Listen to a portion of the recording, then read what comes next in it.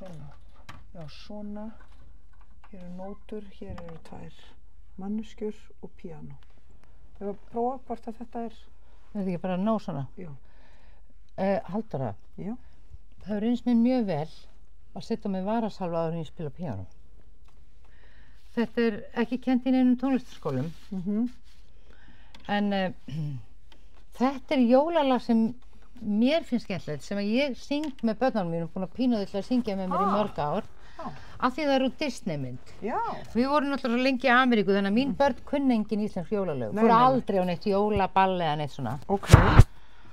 Og þú manst þetta lag. Ok. Byrjar á A-mól. Nei, ég bara segi...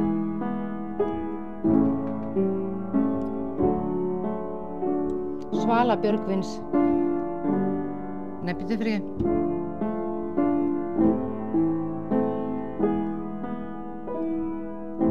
Manst þetta þessu lagi? Svala Björgvins söng þetta úr Anastasíu. Nei, syng þú og ég kem með ef ég kann. Veistu það, Dóra? Amma Guðrún, sem var söngkennari, hún sagði, allir geta sungið. Ég syng. Já. Það var að taka smá intro. Já.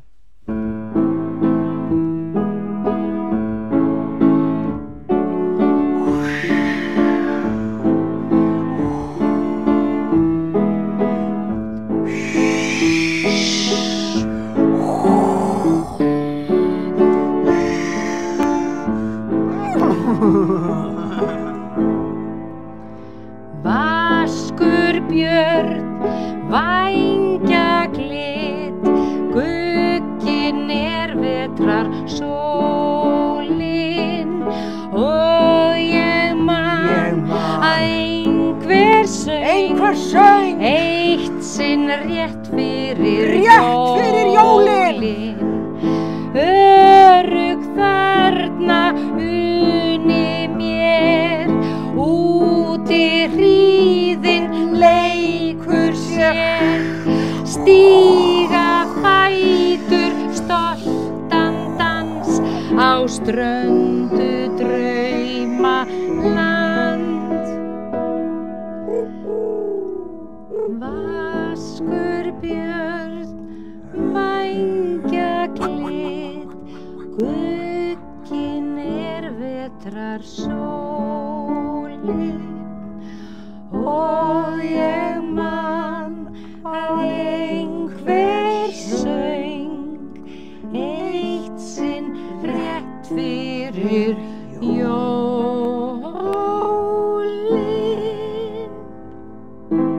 Vá, ég fór alveg með Anastasíu til Rússlands þegar þú gerðir óveðrið og þetta og svo var ég alveg komin í svona ballkjól alveg eins og hún í teiknimyndinni. Nákvæmlega. Það maður getur gert svo mikið með svo Eigum við að hafa einhvern tímann svona prinsessupartí? Já, þar sem við erum í kjólum og spilum tónlist sem hreyfir okkur. Já, bara svona valsatónlist. Og það er hérna eitthvað með hljóminn í þessum A-moll eða hvað þetta er. Það byrjar að hreyfa svona sentimental í manni og maður lætur sig dreyma að vera prinsessan í Rússlandi. Ég veit hann kemur, ég veit að lífsbörgin þarna einhvers staðar. Ó, bara ég komist til lands. Eitthvað svona. Vá, ég fór alveg inn í þetta með þér. Algjörlega. Það er svo gaman að leika.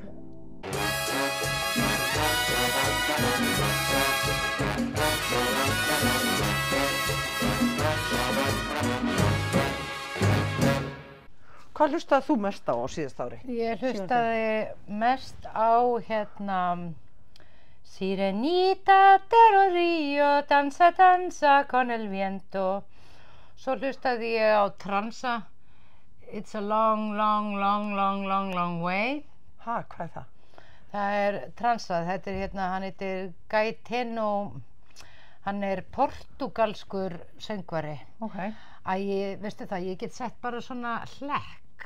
Já, með það sem var. Ég ætla að spila hérna, þetta var mest spilað hjá mér. Ég var mest svona hippatónlist sem ég spilaði. Já, líka hjá mér. Já. svo elska ég þegar bassatromman kemur núna rétt strax inn. Það alveg að koma. Hvenær þetta að koma? Nú þetta að koma. Ég býð bara spennt. Ding, dum, dum, ding, dum, dum, dum, dum, dum, dum, dum, dum, dum, dum. En börnin mín hafa ekki eins gaman að þessu og við Nico. Nei, það eru ákveðin svona andleg, spiritual lög sem að börnin mín sko, þau ránkóla ekki augunum, þau svona einhvern veginn fara, þau taka af sér höfuð og svona strekkja það út og svona, ég svona sé svona öskrið hvað þeim finnst að músikinn óþolandi þeim sem ég hlusta á. En mér finnst svolítið gaman að því að fyrir einhverjum árum síðan sko, áður en ég fór á hugleiðslunámskeiðið, þarna fyrir 2 árum, þá hefði ég ekki nefnt að hlusta þessa tónlist. Það eins og það þurfi eitthvað svona, ég þurfti að opna inn í eitthvað eiginlega eins og gamalt, því ég hlustaði náttúrulega rosa mikið á flaututónlist, svona frá sko Suður Ameríku og svona, þegar ég var lítil, ég var náttúrulega svona flautu, á ég leið að heyra hvað ég kann á flautu. Já, endilega. Það er svo langt sem ég verið með flautuna.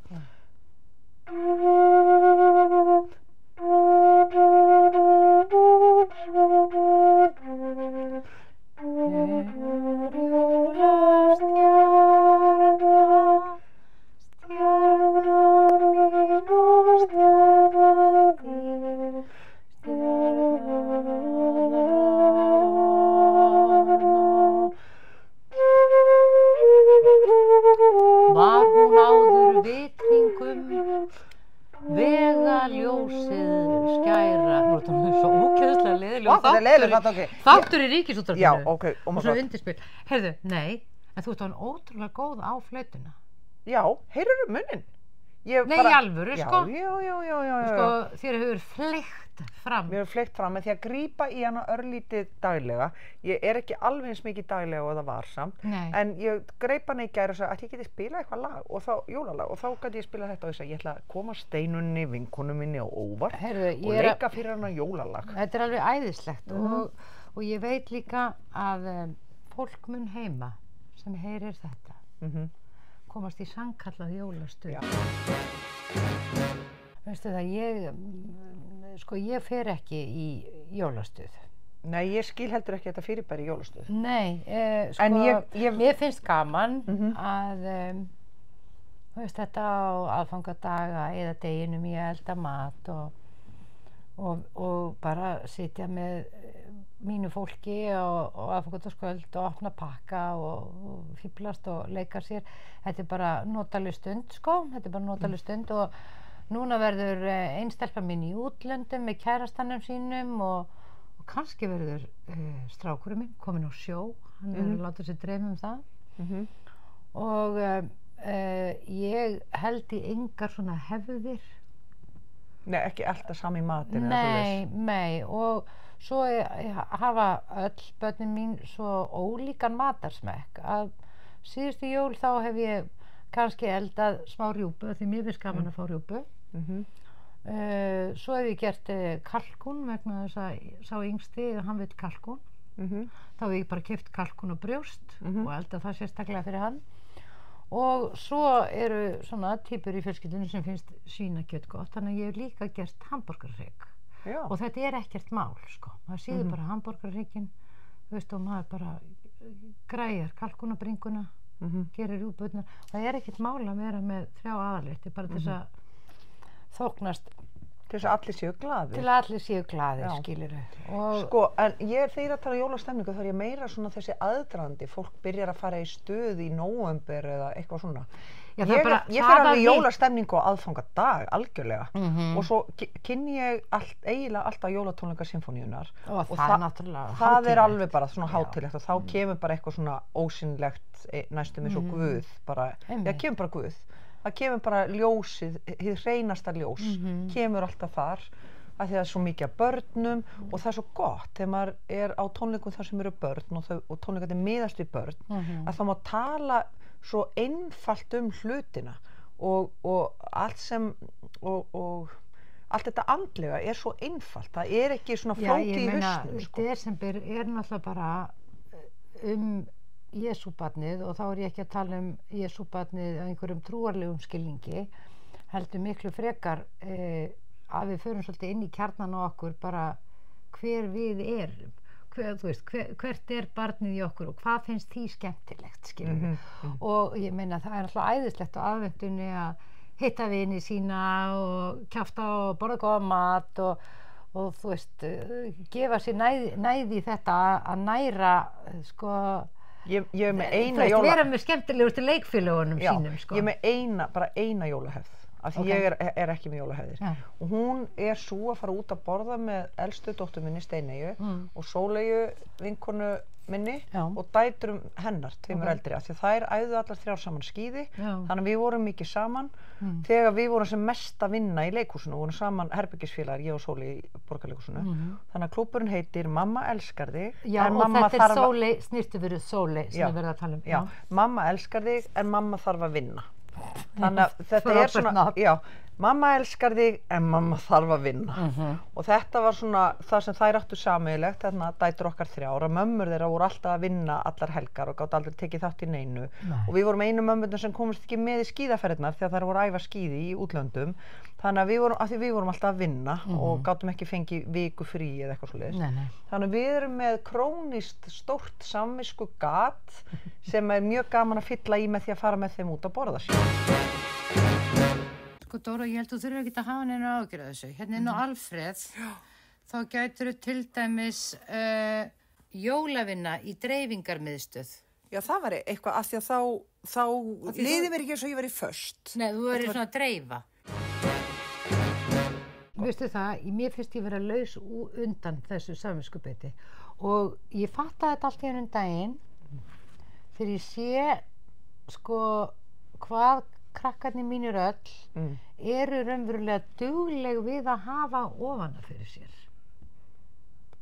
Já. Hvað þau eru dugleg að sækja sér þann félagskap sem þau vilja og þurfa hverju sinni og eru svona orðið í einhvers konar sjálfsábyrgð. Já, með það. Og þú fer ekki yfir á hina hliðina svona Guð minn góður, þau reikna ekki með því að ég sé til staðar fyrir þau, þess vegna eru þau alltaf að sækja sér eitthvað annar staðar en hjá mér. Nei, ég er bara svo ánægð að þau virðast öll eiga sko svona ríkulegt einkalíf. Já. Og það er einhvern veginn það sem er mikilvægt. Sko. Nei, það er mikilvægast að eiga vini og sko valfjölskylduna. Já. Valfjölskylduna er viniðinn og þeir sem hún velur inn í lífið þitt. Einmitt. Versus bara að þú bara mammaður og þau sitja uppi með þig, sko. Já, einmitt, sko. Og það er kannski svona, þegar maður sér sko sjálfstæði þeirra birtast á ýmsa vegu, það er þá sem að maður hugsar, já, þú veist, maður var ekki alslæmur, skilurðu. Nei. Og þú veist, og svo... En svo njótið þess að vera saman þegar þið eru saman. Já, Guð minn góður. Ég meina, mér finnast börnin mín skemmtilegasta fólk í heimi, sko. Og ég meina það alveg, sko. Já.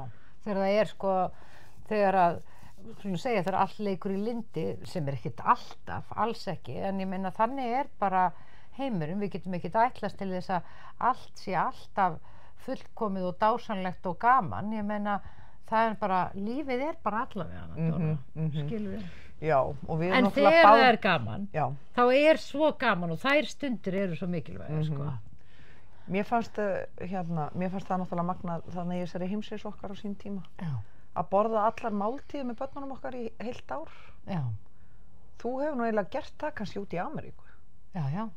Þá, af því að þú varst með homeschooling. Já, nei, ég var náttúrulega ekki með homeschooling. En þú varst með... Ég var náttúrulega bara heimavinnandi. Já. Þannig að ég var alltaf heima. Já. Þannig að ég hef alveg reynsla því, bara í 8 ár að vera heimavinnandi húsmóðir og vera alltaf heima. Þegar þú varst heimavinnandi húsmóðir í Ameríku, varstu alltaf að skrifa eða hvað varstu að gera kreatíft? Ég var svolítið að skrifa, ég var með barnfóstru stundum, hluta á degi og þá var ég að skrifa og svona máta mig við alls konar hluti. Ég var bæði að skrifa með bandarískum vinum okkar sem eru sem sagt skrifa fyrir sjónvarp og bíó og við vorum að kasta á milli okkar hugmynda og prófa eitt og annað og reyna að sjoppa með einhver verkefni og og það var bara rosalega gaman að vinna í svona, þú veist, kreatífum hópum, sko. Og svo var ég náttúrulega líka, svo var ég að skrifa fyrir Moggan, skrifaði greinin fyrir Moggan og þar byrjaði ég svona að skrifa kannski svona þjóðfélagsmála á Íslandi og þá maður svona svolítið með gestsauga þegar maður ekki á landinu og þá sér maður svona það sem gerist á Íslandi aðeins öðrum augum og kannski ekki alveg réttum en þó svona með vinkli sem kannski erfitt að sjá þegar maður á landinu sjálfur og þetta að fá svona þetta perspektíf á hlutina og landið og stjórnmálin og svona einhvern veginn þegar maður einhvern veginn út úr því samfélagi, það mjög merkilegt, sko. Og það svona, það var rosa mikið gjöf að fá að sjá það, að geta, og þá ég ekki að segja að maður distansir sér frá því þar að segja að þetta kom mann ekki lengur við, en maður bara fyrir að sjá hlutina öðruvísi. Þú veist, það stundum erfitt að skilja það sem beint fyrir framan nefið á manni, af því að beint fyrir framan nefið á manni. Það of nálægt manni til þess að maður geti í rauninni greint það, eða átta sig á rauninni greint það eða greint hvað áríðandi og hvað aukatur í hugsa, því hitti vinkonu í gær sem leikkona og ennþá eins og við og ennþá að vinna á fullun í leikhúsinu og ég náttúrulega að koma þaðan út eftir 29 ár þannig að hún var að spyrja hún spurði, helgar færðu ekki svona, þú ert ekki að fara að leika eins og það vanti eitthvað, það færðu svona að því hún í keyrslu og það kom ein helgi frí og þá finnur hún að vantar eitthvað en svo, og ég sagði, nei, ég finn ekkert fyrir því, ég saknaði þess ekkert að vera ekki að fara að leika helga, ég var rosa glöð að geta bara planað eitthvað með vinum mínum og svona, og ég hef alveg fundið fyrir þessu áður því fyrir eitthvað, en við vorum eitthvað að ræða þetta ég og hún, og þá sagði hún, það svo merkilegt að þegar maður inn í leikhúsinu, eða inn á vinnustað, þetta bara allir vinnustæðir, þá hann í nefinn á manni og hann miðja heimsins, og það ekki fyrir en ég kem svo út úr leikhúsinu og ég finn að það bara leikhúsið bara miðja heimsins fyrir þá sem eru inni í leikhúsinu. Já, algjörlega. Það bara, ég bara ekkert að hugsa leikhúsið núna. Nei, þetta mjög skrítið, sko, þegar ég... En ég geti séð sýningur og haft skoðun á þeim og eitthvað svona. En, sko, það 20 ár sem ég fór í 13 ára hlé. Já, mitt. Það var áramótin 2004-05. Og þá bjuggum við Stefán á Söðugötunni og ég var aðeins byrjuð að skrifa bók sem ég skrifaði síðan og það var dálítið, þetta var svona það náttúrulega, í fyrsta lagi fannst öllum ég vera algjörlega brjáluð að ætla að hætta að leika þarna á besta aldri, 34? 34-5, já.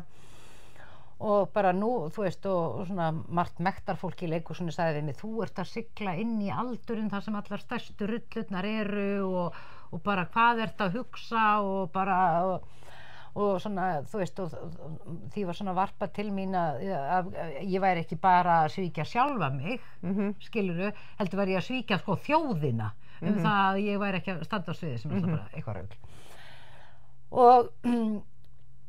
Og ég man þegar ég sagði upp að ég fekk svona alveg bara svona yfirþyrmandi tómleikatilfinningu. Þetta var bara eins og að vera í frjálsu falli. Bara hvað nú? Skilur, nú maður búin að, þú veist, og ég var alltaf búin að vera eiginlega frá ég var unglingur, sko bara mjög ung, bara vön þessum heimi, koma fram, skilur, þú veist, fá klappið, fá umfjöllunina, þú veist, ég var borin á höndum mér, skilurðu, þú veist, ég fekk bara endalaust hlutverk og rosalegt atlæti og ég svakalega þakklátt fyrir það vegna þess að, þú veist, ég fekk svo mikla þjálfun, ég var látið vinna svo mikið en sem náttúrulega líka allir því að þarna á þessum tímapunkti þá þetta einhvern veginn ekki lengur að næra í mér hjartað, skilurðu, ég var bara orðin þreytt og kom með barn númer 2 og ég gat ekki hugsa mér að það þyrfti að þola jafn mikla fjarveru eins og barn númer 1 og svona togstreyti með það og ég vildi ekki bjóða barnið 2 upp á, þú veist, þessa ungu, ambitious, sjálfhverfu móður þú veist, það var umbróta tími í mér og þetta var alveg skrítið, þú veist, allt í einu bara voru allir hættir að klappa skilurðu og við grínumst rosa mikið með þetta við Stefán, það var svona takki þú veist, við hliðin á kveikjaranum inn á baðherbyggi í húsinu sem við bjöggum, það var annar takki við hliðin á sem stóð fan og Stefán sagði bara alltaf þú þarft aðdáun Stefán, þú ítir bara á þennan takka og ég skal bara kaupa handa þér svona klappvél og bara, svo getur þú bara fengið pínu og getur bara farið á baka gluggatjöld og þegar þú bara þarft klapp þá máttu bara fara baka gluggatjöldin og koma fram og hneigja þig og ég sett klappvélin í gang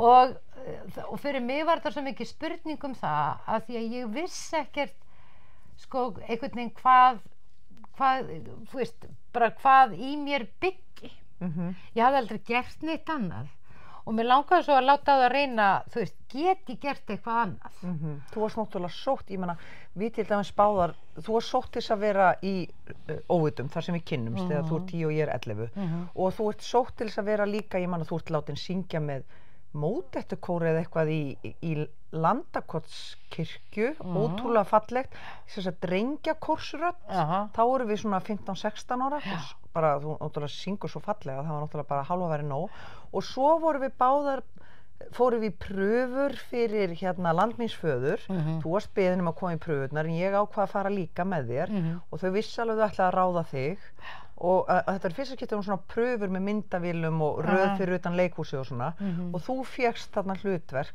en ekki ég og það var svo vont fyrir ljónið það var rosalega erfitt fyrir ljónið sko en ég þurfti alveg að bara þú veist bara samt halda áfram að ganga leiðina sko mér langaði svo mikið inn í leikhúsi en þannig að þó að leikhúsið yrði staðurinn minn það flæddi ekki inn fyrir mig strax sko ég átti fyrst að þjálfa aðra hluti og þá náttúrulega fór ég að gera saxófóninn og hljómsveitin og allt þetta sko ég var bara að hugsa um þetta sko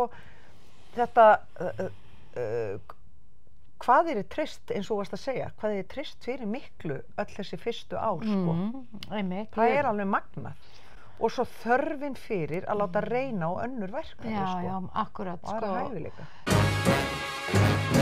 Hvað á maður að gefa þeim sem á allt? Maður á að gefa þeim gjafakort frá Icelandair.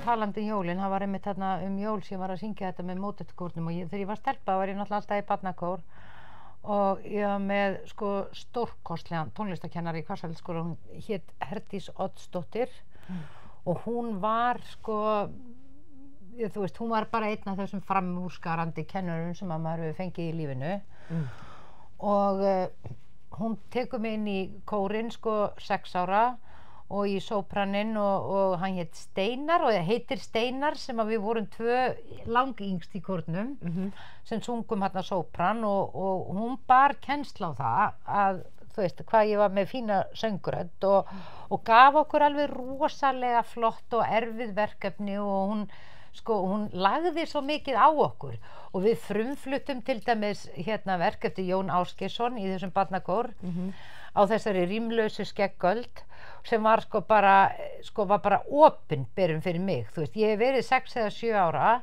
og þetta var nútímaverk, mjög flókið kórverk með alveg rosalega erfiðri sópranlínu sem ég og Steinar þessi, þú veist, hann var 8 ára og ég er 6 ára og hann er bara í barnasópran sko, sem að við sungum og þarna upplifði ég einhvern veginn í fyrsta skipti bara, þú veist, mátt listarinnar vegna þess að ég man að ég var bara sko ég var bara í svona einhverju líkamlegri sko bara upplyftingu þegar við vorum að flytja þetta verk skilur, þetta var svo stórkostlegt verk og ég man bara hvað þetta var bara svo mikil sæla að vera í hóp og einhvern veginn skapa eitthvað saman skilur þar sem að einhvern veginn allir í kórnum hún hafði svo góða stjórn á okkur hún var svo hlýr og natin kennari að einhvern veginn hún lét okkur einhvern veginn hún bara leitt okkur inn í töfrana saman skilur þetta var alveg magnað sko og þetta var þannig að ég komst eiginlega alltaf við þú veist þegar við vorum að syngja þetta vegna þess að þetta bara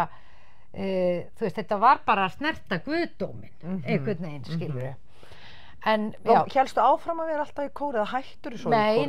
Nei, ég var alltaf í þessum kór, bara allan grunnskólan og svo þegar ég byrjaði þarna í Hamralíð, þegar við byrjum í Hamralíð, þá fór ég inn í Hamralíðarkórinn hjá Þorgerði. Við áttum ekki alls kostar skap saman.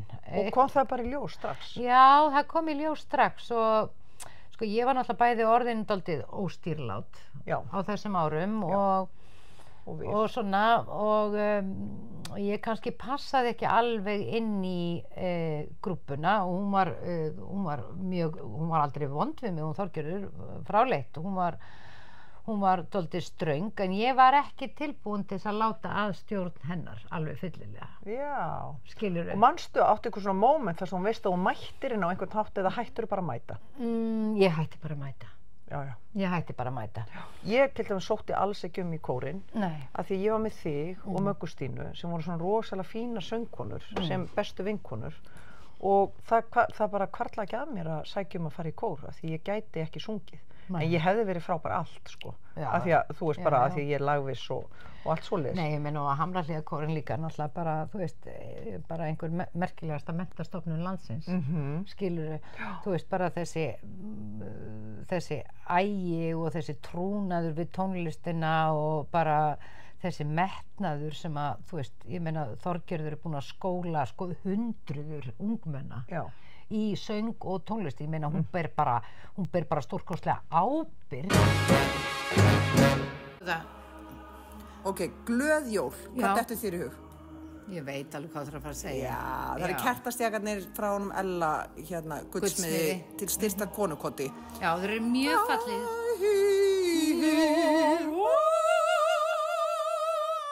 Það er bara ekki spurning að... Þetta eru svona litla kísur. Þetta eru jólakettir, þetta er allt í kringum kertið. Nei, þetta er bara alveg málið. Þetta eru ótrúlega falleg jólagjöf. Já, og vefsíðan er glöðjól.is eða glöðjól.is. Allir að styrkja konukot.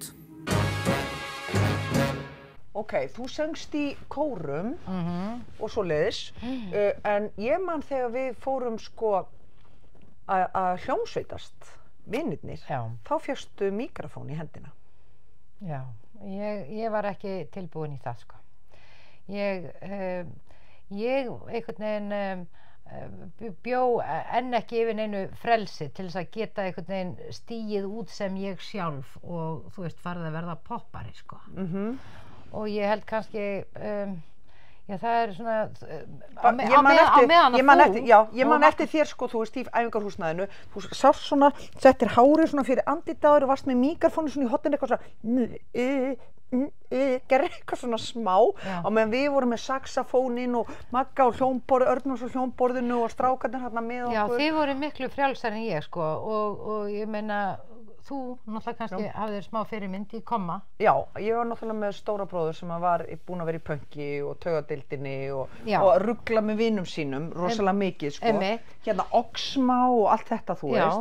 En þú varst með eldri systur sem voru bara klassíski hljóðfæraleikarar þannig að þú kannski áttir ekki beint. Já, og einhvern veginn svona, þú veist bara öðruvísi skólum, búin að vera mikið í kórum, svo verið náttúrulega búin að vera í söngnámi bæði hjá Guðmundu Elíasdóttur alveg frá ég var 13 ára í einhver ár og svo var ég hjá Níní Þuríði Pálsdóttur alveg í 1,5 ár og þú veist, bara kannski var bara svona of mikill svona borgarlegur þráður í mig. Ég hafði ekki sko þorið í þetta sem að þú og Magga Stína og Magga Örnóls gátu gert og Björk og fleiri af okkar svona generasjón sem fóru að gera músík á þessum tíma og áður að svona þora standa svona alveg í kraftinum sínum og bara þú veist, í einhverjum svona anarkisma bara leyfa sér að hreyfa sig og vera bara einhvern veginn og bara, þú veist, sýna sinn hreina kraft. Ég held ég að ég hef hreinlega bara ekkert vitað hver ég var þarna til þess að ég þyrði einhvern veginn að sýna það.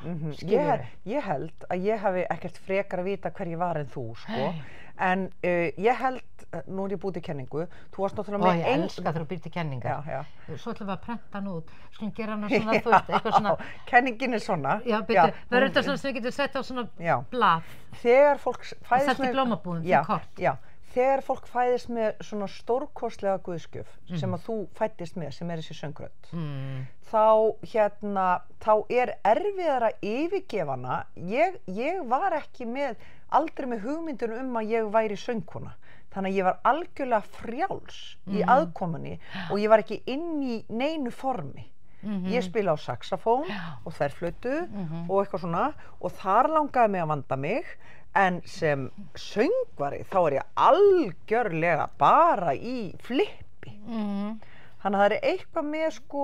Já, og ég kannski bara, ég naut mín í, þú veist, í kórsöng, í því að vera með, þú veist, þar sem að ég gat svona svolítið falið mig í hópnum, mér leið vel þar. Eða naust þess að vera hluti á þessari heild. Já, og þú veist, og það var svona rosaleg næring, þú veist, að búa eitthvað til og syngja með öðrum og svona, þú veist, þar gat ég komist í eitthvað svona sen ástand, sko. Á meðan ég fekk bara með því að vera í þessari hljómsveit, þessi rosalega útrás í að bara, hvað var hafa næst og eitthvað svona, og ég elskaði að performera með þeim. Að koma fram. Já. En það voru náttúrulega búin að æfa lögin, sko, en mér fannst svona rosalega gaman að koma fram. Sko, þar gat ég notið mín í leikhúsinu. Mér fannst gaman að koma fram sem einhver annar en ég sjálfur. Ég til dæmis, þegar ég var í söngskólanum og tók einhver stig í söng þar, bara bókstaflega það erfiðasta sem ég gerði var að standa og syngja sem ég sjálf. Einhver sönglög ein. Þú veist, ég hef aldrei verið stressari heldur en þá. Leið ég var komin í karakter og gat falið mig á bakvið karakterinn, skilurðu, eða bara verið karakterinn, þá leið mér vel. Skilurðu. Og þetta ennþá í mér þegar ég kem fram sjálf sem ég að syngja, sem gerist mjög sjaldan. Þá það einhver svona berskjöldun sem að mér ekki eins töm. Herra, þá ætla ég að spila því þú varst að syngja í dag fyrir svona aðventuhátíð í Þjóðleikhúsinu þar sem verið að heiðra Ólaf Hauk og hans allt ævistarf sem einn af okkar stóru. Já, og bara fullt af starfsfólki sem að bara komið á efri ár og farið að vonandi sinna bara einhverju allt öðru en leikhúsi. Hérna ert þú að syngja lag sem var ógeðslega vinsælt þegar þú varst að syngja í leikhúsinu. Þetta hún Linda þarna úr Gauragangi. Ég fekk þetta sendt með SMS frá Ætli hann geti orðið nógu ríkur. Já, það var mjög gaman að syngja þetta. Þú varst náttúrulega rosalega fræg þegar þú söngst þetta lag. Já, þetta var náttúrulega bara, sko, þetta var brilljant. Stefán Baldursson leikstjóri þarna. Við erum þarna hópur af mjög góðum ungum leikurum og Ólafur Haukur skrifar þetta verk fyrir Þjóðleikhúsið. Ný dönsk fengin inn til að gera tónlistina sem var rosalega vinsæl hljómsveit á þessum tíma. Þórhallur Sig sett upp leikritið og Tóta Sveins gerði búningana og þú veist, þetta voru bara stórkostlegar æfingabúðir fyrir unga leikara að komast í, sko. Og svo syngdu við, þú veist, bara 1.000.000 sýningar af þessu og þetta var alveg bara... Ég man eftir að hafa farið með líka, þú veist, Kaplakrika eða Coca-Cola, þar sem var Sálans Jónsmíns, Ný dönsk og fullt af hljómsveitum að spila, þú veist, Krókurinn það, hvað hvernig sem, það var þetta, svo kom Ný dönsk og þá varst þú að syngja með þeim og þú veist bara komst inn og söngst bara þetta lag. Þannig að þetta lag var rosa mikið. Heyrðu, Björn Jörundur samdi þetta lag sem náttúrulega bara eitt skemmtilegasta pop söngaskáld landsins og náttúrulega bara algjört æði. Og þetta lag var dálítið vinsælt og heyrðu, já, ég oft beðin það, Dóra, að syngja þetta lag í brúðkaupum sem að mér finnst nú ansi skrítið og ég hef aldrei gert það. Og af hverju? Ég bara, í fyrsta lagi er hann sá rétti? Er hann engum líkur? Ætli hann geti orðið nógu ríkur? Er hægt að temja hans trylltu lund? Tekur því að eyða á hann kennslu stund? Á hann séns meðal athafna manna eða er hann lúði? Þetta þarf að kanna. Kann hann að velja sér rétta vini vandaða kurteisa heldri manna sinni. Sko, já, þetta er ekki það að ég sé að reyna, kannski er ég að reyna að hafa vit fyrir fólki, að mér finnst þetta ekki alveg viðeigandi að syngja þennan texta í brúðkaupi. En það þykir greinilega mjög mörgum vænt þetta lag. Já. Og það er alltaf fyndið og það. mér þess að ungt fólk í dag, ég var að vinna í einhverju sjónvarpsseríu, Húsó, og þá var eitthvað svona partí, lokapartí, og þá voru ungir krakkar í þeirri pródússon sem báðu mig að syngja það og mér varst þetta svo fyndið og þá söng ég það í fyrst skipti eftir ég hafði sungið þetta fyrir 30 árum síðan og þá er þetta allt í einu eitthvað svona kvöldlag hjá ungu fólki svo rétt, sem byrja rosa skemmtilegt sko. En hvernig fannst þér eins og syngja þetta í dag verandi 55 ára? Mér fannst það ótrúlega fyndið. Ferðu þá að leika? Þú veist að því vorum að tala að vera þú að syngja eða vera í hlutverki að syngja? Ég fór ekki í það að reyna líti út fyrir að vera 24 ára og vera unglingur. Ég reyndi bara Dóra að syngja þetta eins vel og ég gat. Já, að því að lagið og uppfull af þakklæti vegna þess að þú veist þetta var náttúrulega bara eins og komast í æfingabúðir sem ungur leikari að taka þátt í þessari sýningu og við fengum svo gríðarlega mikla þjálfun, við vorum ég og Ingvar og Ólafía Hrönn og svona allir strákarnir úr Nýtönsk og já bara, þetta var alveg geggjað, ég verði svona örmagna þegar ég hugsa þetta vegna þess að á þessum tímabili þá fór ég að leika sko hárið á nóttunni, ég leisti Magga Vill var að leika í hárinu og Magga Vill fór upp í Borgarleikhús held ég að leika Óskina og þurfti að losa sig úr hárinu þannig að sko að ég sýndi gauragang klukkan 8 hljóp svo yfir í Gamla bíó til þess að leika hárið sem byrjaði á miðnætti. Vá. Þannig voru helgarnar alveg þarna í marga og ef þú varst ekki mánuði. að gera hárið þá fórstu þarna niður á píanóbarinn og varst að syngja lög fram til 3 á nóttunni. Fór ég niður á Kaffi Óperu og hitti Hjört Hársér og við vorum að syngja fyrir skemmtanalífið þangað til að barinn lokaði klukkan 3 á nóttunni sko. Já, vá, þú varst svo dugleg. Á þessum tíma varstu líka að selja nærföt. Ég er búin að fatta eitt að ef maður á bara marga litla reikninga þá getur maður átt marga litla drauma, þú veist. Já, þú veist, ferðalagasjóðurinn, sumarbústaðasjóðurinn, nýsófasjóðurinn, til dæmis, já, og frábær kaffivélsjóðurinn. Nákvæmlega, og þetta kenndi Íslandsbanki mér. Vá!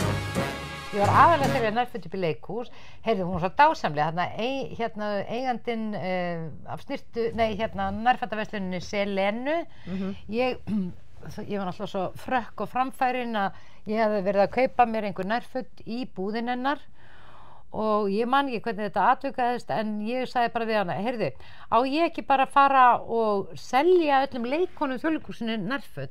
Hún var sko algjörlega til í það þannig að hún kom bara með til mín alveg lager að dóti og svo var ég með svona nærfatapartí upp í leikhúsi þar sem allir gáttu verið með máta og eitthvað svona og mokaði út nærfötum mokaði þeim út. En fékkstu ekki prósentu? Jú, ég fekk það sjálf. Ok, bókin sem ég er með núna heitir Jólin koma og bara, já, hún er stutt og veistu það, Halldóra, við ekki vænt að við komum með þessa bók. Þetta er að koma jól þegar við erum að taka upp þennan þar. Ég veit það, og jólin koma. Og jólin koma. En ég ætla að segja þér að þetta, einhver með svipað Lindi og þú, er alltaf að syngja bara 2 erindi af öllu, en það eru rosalega mörg erindi í öllu sem er í þessari bók. Eins og til dæmis, bráðum koma blessu jólin, börnin fara að laka til, allir fá það eitthvað fallegt í það minnsta kerta á spil. Þetta kunnum við. Við kunnum líka erindi 2. Hvað það verður nú, veit nú enginn hvað það er nú slíkt að spá. Eitt víst alltaf verður ákaflega gaman þá. En svo koma bara erindi sem þú hefur ekkert heyrt. Máski þú fáir menn úr tíni, máski líka þetta hver. Við skulum bíða og sjá hvað setur, seinna vitnast hvernig fer. En ef þú skildir eignast hverið, ætlar það að biðja þig að fletta hægt og fara alltaf fjarskalega vel með sig. Hér má lesum hitt og þetta heima og í skólanum sem þau heyrðu af og amma ekki síst á jólunum. Þannig að það eru hérna 3 erindi. Þetta er mjög gaman að heyra þessi, veistu það Halldóra? Ég ætla bara að stoppa þig vegna þess að þetta er menningarlegur viðburður. Ég ætla að segja frá það er hérna grýlukvæði, grýla tröllkerling, leið og ljót, af því ég hef svo oft kynnt jólatónleika hjá Sinfóníunni og ég hef ekki þessa hugmyndum að vera söngkona, ég tek að mér alls kyns verkefni og ég syng ef ég beðin að syngja og ég alveg lagvis og svona, þetta allt í lagi en ég ekki með, þennan gullna hring í raddböndunum sem góð söngkona hefur en ég tók að mér að syngja þetta með sinfoníunu á jólatónleikum og lag og það einhvern veginn svona Grýla hét tröllkettling leið og ljót með ferlega hönd og haltan fót í hömrunum bjó hún og horfði yfir sveit var stundum mögur og stundum feit og þetta alveg gaman því ég stend upp á sviði fyrir framan 1500 manns og ég leik Grýlu og ég bara á börnunum valtaði hvað Grýla átti gott ég fer alveg inn í þetta og þetta virkaði algjörlega en þetta tekið upp fyrir útvarp og þetta var svo mikið leksía fyrir mig og svo hlustaði ég á það í útvarpinu og þá virkar það ekki af því að þá sést ég ekki og þá ekki útgeislun mín fyrir framan mig. Það vantar það vantar það sjónræn. Þá vantar söngröddina, af því að ég ekki með röddina sem að, góð raddbönd og einhver hljómur í raddböndum eru einhvers konar guðskjöf og þjálfun og eitthvað svoleiðis og ég áttaði mig á, ég var frábær til að performera þetta, til að búa, gera þetta á sviði og afhenda það, af því ég meinti það, en þetta var ekki gott fyrir útvarpsupptöku.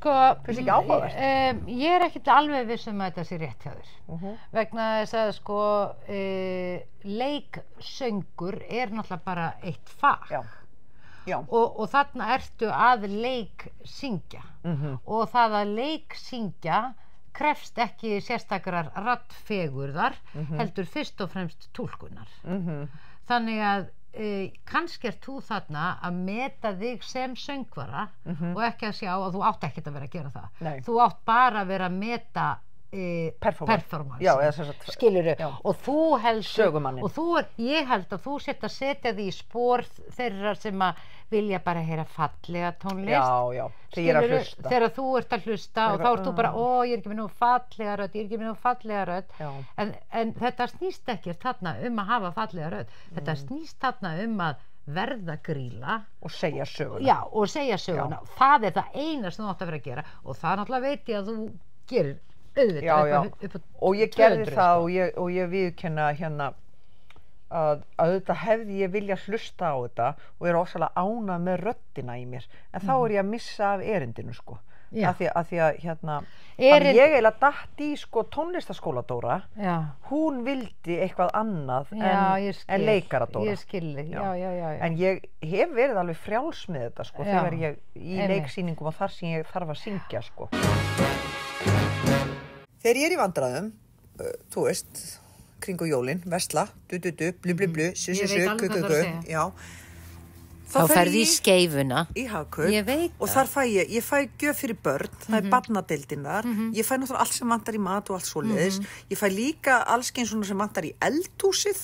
Heyrðu, daginn þá fékk ég fjólubláan maskara í snyrtivörudeildinni að því ég með dellu fyrir fjólubláum og ég náttúrulega elskar snyrtivörudeildina líka ég kaupi alltaf eitthvað þar Já, þetta bara, Hagkaupskeifunni The Secret Garden Frelsi til að túlka að vera frjáls í því það náttúrulega það sem skemmtilegast Já, ég veit og lita mikið út fyrir og svo hefur maður alltaf þessa leikstjóra sem segja ekki lita alveg svona mikið út fyrir og þá bara lita maður eins minna út fyrir en maður missir aldrei tækifærið af að ganga eins langt og hægt að fara Já, því það nú beauty við þetta fag þetta frelsi að fá að fara út úr sér fá hvíldina frá sér og sprengja ramman hvað getur þessi orka sem inn í mér hvað getur hún búið til en þetta hlýtur að vera hægt í öllum öðrum vinnum líka að sjálfsögðu það þetta leið og fólk finnur eldin sinn áhugan sinn skilurðu og fer í það á fullum krafti þú veist þetta bara hvort það bara búðamanneski bara ég get boðið upp á 40 tegundir af sokkum og ég get nákvæmlega nei ég ætla að stilla upp glugga allt á hvolfi í útstillingu þetta náttúrulega þannig að náttúrulega bara í hvaða starfi sem þú ert að vinna leið og finnur að þér treyst fyrir einhverju skilurðu þá kemur, byrju, hvernig get ég gert þetta? hvernig get ég gert hlutina vel, skilurðu? Já, og vera hið sanna maður sjálfur, ég ætla að segja því authentic yourself eða eitthvað svona, ég ætla að reyna að segja eitthvað ensku. Vera samkvæmur sjálfum sér. Þetta orð nefnilega, að vera samkvæmur sjálfum sér er alveg óþolandi af því það dregur ekki upp myndina sem maður þarf að heyra. Nei, að vera samkvæmur sjálfum sér er svona, vertu það sem þú segir. Já, vera samkvæmur sjálfum sér, þú færði enga mynd þegar þetta orð er sagt. Þetta er ekki authentic self, sko, að vera trúr sér nærði þessu miklu betur, sko. Já, að vera trúr sér, að vera sannur sér, að heyra í hinum innri. Þetta held ég að sé það sem að, eins og... Veistu, ég held að þetta sé það sem koma skall. Að fólk fara allir að vera bara svona trúir sjálfum sér. Ég held að ef allir myndu vera trúir sjálfum sér, þá væri, þá myndi losna fullt af störfum sem einhver aðri til dæmis myndi vilja vinna. Algjörlega. Og það myndi bara allir fara á rétta staði í samfélaginu. Ef að fólk myndi þora að sleppa hendina af einhverju sem það heldur í, bara heyrðu, nei. Ég meina, ég held bara að fólk spurði sig allt og sjaldan að því að hverju hef ég gaman. Þú veist, hvar er eldurinn minn? Hvar liggur, sko, þú veist, ástríða mín? Fyrir hverju? Og þú veist, og þetta, ég meina, þetta er svona spurning sem ég þurfti til dæmis að spurja sjálfa mig að fyrir nokkrum árum síðan, að ég var dálítið búin að missa sjónar að því, þú veist, bara hvar dræfi mitt lagi.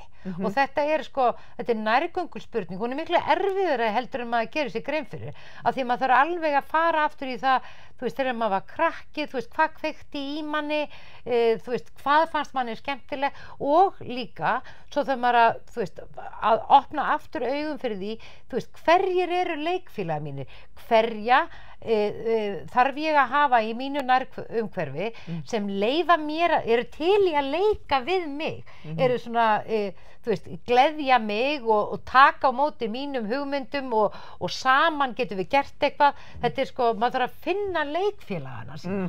Ég meina, þú ert leikfélagin minn. Já, þú ert leikfélagin minn. Þess vegna erum við hér. Af því að okkur finnst gaman að leika saman. Og það er svo fyndið að þegar við kynntumst, þarna 10-11 ára, þá þegar við sóttum hvora aðra aftur þegar við erum þarna 12 og 13, þá er það bara, þarna er hægt að leika. Nákvæmlega. Og alltaf örlítið að íta mörkunum lengra og stækka ef að fara að hinga, en hinga. Já, hversu langt fórum við? Já, en sko alveg traust, og þetta er bara sko og ég held að við sem persónur veljum þetta ekki, heldur energíi sem að býr í okkur. Það er að segja okkar lífskraftur, minn lífskraftur og þinn lífskraftur, velur að leika sér saman, skilurðu, og svo eru við svona manneskjurnar með okkar hang-ups, með öll okkar hang-ups og þú veist, og svona girðingar og akkeri og allt það, en sko orkan biður að fá að vera saman að því hún finnur, hér er gaman, nú er meira stuð, enga reglum, hendi þessu reglum. Já, bara prófa, leika. Heyrðu, á ég að eiga þessa bók, Jólin koma? Ég veit ekki heldur, ég ætla að fá að kíkja hérna á þetta. Þetta er fallegt lítið hver. Já, og sko, ég kann mikið af þessu, sko. Skilurðu, getur ekki bara gefið einhverju barninu þetta? Jú. Frá osti.